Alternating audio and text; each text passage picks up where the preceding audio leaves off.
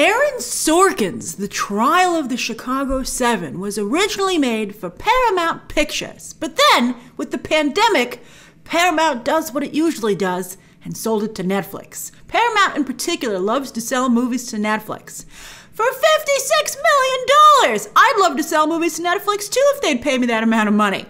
And it opens in a handful of theaters, like a real handful of theaters, like very few theaters today, because of course theaters are still upset that Netflix won't adhere to the usual theatrical window, so most theater chains won't play their films. But you can watch it on Netflix starting October 16th, but that's why the review embargo is lifting today. So obviously, the big question is this movie worth $56 million? Or did Paramount pull one over on Netflix? I mean, I doubt it cost that much to even make the movie, as the majority of the film actually takes place in a courtroom. You know, it's interesting, Aaron Sorkin just recently rewrote To Kill a Mockingbird on Broadway, did quite well. But this reminded me a lot of that. It's a very famous trial. I'm in fact going to compare it to another famous trial later in this review. Because To Kill a Mockingbird, while it deals with real-world issues, is not a real trial. It's a work of fiction. But this actually happened. It's going to be hard for you to believe that while watching this, but it did. There are brief flashbacks to the riots in question. But you know, you can tell it's a very inexpensive movie to make. The defendants, by the way, if you aren't familiar with this film, or I mean, I don't think anyone's familiar with the trial. They don't do a particularly good job of teaching this. But the defendants are on trial for they're being accused of conspiracy to cross state lines and commit violence at the 1968 Democratic Convention. But we never see that convention or any of its attendees. It's just off in the distance, although they weren't allowed to, well, you'll see in the movie. So, I mean, that kind of makes sense, but it's an inexpensive movie. At the beginning, Sorkin does show some real-life news footage, a nice little clip of Walter Cronkite. Borrowing a page, by the way, though, from Spike Lee's recent films. I was like, Spike did it first! So I don't know if I would have done that because Spike's done it so memorably in BlacKkKlansman and Da 5 Bloods. Da 5 Bloods, also on Netflix. Netflix could be the only place that submits to the Oscars this year, and it would be an amazing, really tough competition. So yes, on that note, I do think this movie is worth $56 million because I think it's going to be a major awards contender. I predict, I really do feel, I mean, let's see what else comes out, but I think this is going to be a sleeper. I think it's going to get nominations across the board. I don't know if it's going to win any of them. We have to see again what else is out there, but it's going to be like one of those films where you're like, nominated for everything, because it's that good. What also is helping this film is the timing. The timing of this movie is insane. It addresses the right to protest, liberals versus conservatives with conservatives in power in the government, the fracturing of both liberals and conservatives within their own groups, and Black Lives Matter. I gotta say, watching this, not only is the film strikingly powerful, but it's also real sad. Because many times while I was watching it, I felt like being like, hey guys, I'm from the future. And not only do we not remember any of what happened, even though it seems so important to you right now, we don't even know what happened. But also, we've made pretty much no progress in the areas addressed here. And yeah, that's real sad.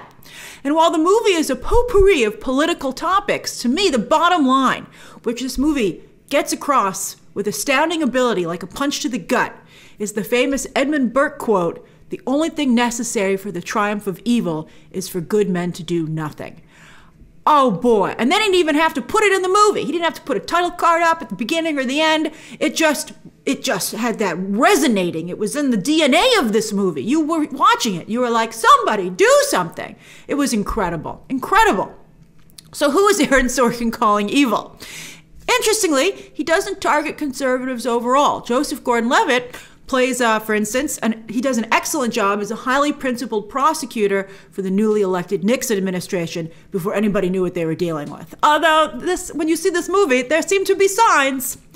But really, Aaron Sorkin is calling out people who are truly unreasonable and refuse to give any grounds on matter of principle. Their humanity be damned. And sadly, there are a lot of people like that, which you can see today, and it was the exact same case back in 1968. Like, it seems, things today seem so horrible and fractured, but it was just this way in the 70s, basically, the late 60s.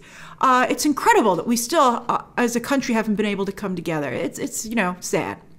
Again, humanity and empathy are so important. We don't have to agree. It's so frustrating. All right, so anyway, the main villain in this film is Frank Langella's Judge Julius Hoffman, presiding over the most shocking excuse of a trial I've ever seen depicted in popular culture. I would call it a circus if the stakes weren't so horrifyingly high for those involved.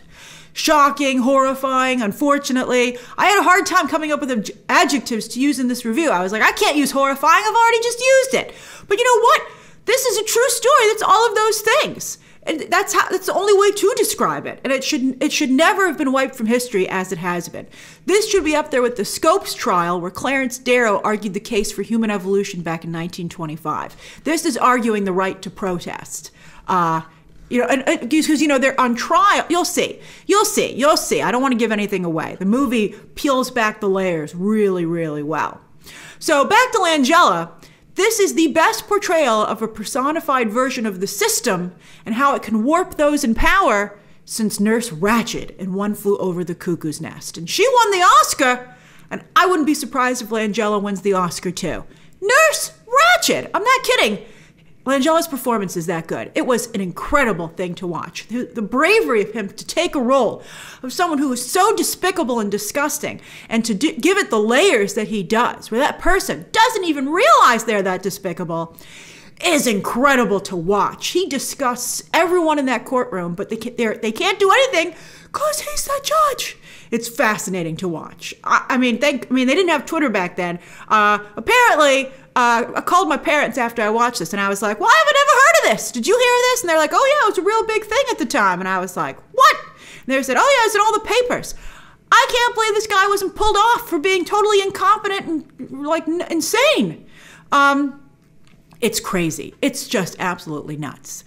They give you a little bit of like what happens afterwards at the end of the movie, like they usually do with the little title cards, which were shockingly hard to read. I was like, put some shading and shadowing on that, man. Some of the letters are blurring out with the background. But I think they could have done more. You'll be on Wikipedia after you watch this movie. I sure was.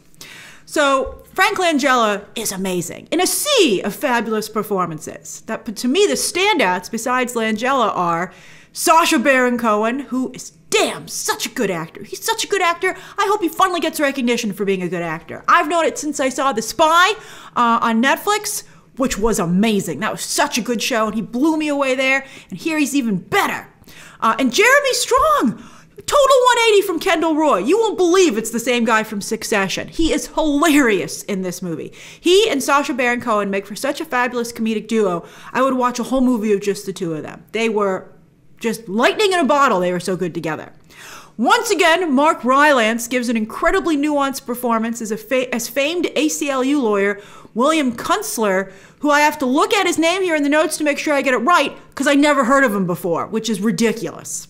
And you might be like, well, that's on you, Grace. I got it. I'm very thankful to my parents. I got a good education. I should know this stuff.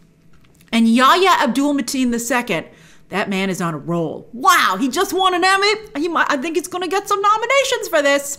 His role, you have to see it. I'm not going to ruin it for you. I'm not going to ruin 1 second of it because every minute of it is fire. They're not a lot of minutes, but everything is amazing. And I want you to remember while you watch this, it really happened. That is just incredible that it really happened. And then we hear about it. As I said, it's a small role, but I think he has a very strong case to be nominated as well. Everyone, though, is just incredible. Eddie Redmayne does a great job. I love his accent here. I'm like, wow, you sound great. John Carroll Lynch, Joseph Gordon-Levitt, and Michael Keaton in an impressive cameo. I was like, oh, Keaton, you still got it. You still got it. As for Aaron Sorkin, he's still a writer and not a director. This is the second film he's ever directed. And he still has, you can be a writer-director. Many people are. But the thing is, when you finish the script, you put on your director hat and you treat the writer version of you as a different entity. And Aaron Sorkin still can't do that. He plants the camera down and he's like, okay, now say my wonderful lines. I mean, they are wonderful, even if the first 20 minutes of the movie or so are overwritten. I'm like, whoa, where's my red pen, Aaron? He should have red penned himself as the director. I mean, a good director would have realized that the first 20 minutes were overwritten. But in Aaron Sorkin's defense, I sure did learn a lot. I did learn a lot watching this. But Sorkin's overall script is so good. It's impossible for even him to mess it up. And while visually he's only serviceable as a director, I mean, it's not badly directed, but it's not directed really well. The directing is not the level of the writing or the acting. And to be fair, Aaron Sorkin as the director did get those mind-blowing performances out of his actors. Oh, so good. Finally, some of you might be like, whatever, Grace, I don't want to watch this movie because I feel it's going to be overly political and I don't want to be preached to. Well, I'm happy to tell you that there ain't nobody in this movie preaching to anyone. They're just telling facts and showing you stuff and pointing out things you might not have been aware of. I implore you to watch this. Please watch it. And don't turn it off. Watch it all the way through. It's only 2 hours, one time. Please do it. It's always important to understand where the other side is coming from. And this film does the best job I've ever seen of humanizing protesters and showing them as just as flawed, hopeful people as everyone else. It's amazing. It's really, really strong stuff. It also makes a really strong case for police reform. And I think it also points out, this film is so good, that a lot of the blame lies with the government leaders who pit police and protesters against each other rather than creating a safe space for protesters to be heard and seen. For really nefarious reasons. It's horrible. And I think that instead of protesters and police fighting each other, I think they should all turn their attention on local government and federal government who are doing this rather than, addressing the issues. They're distracting people with the fights between the police and the protesters when the real issue is that these government officials created the conflict because it didn't need to happen. It's bad. But this movie points it out, and that's good. It also points out the necessity of leadership in political movements. So important in this movie, as you can see.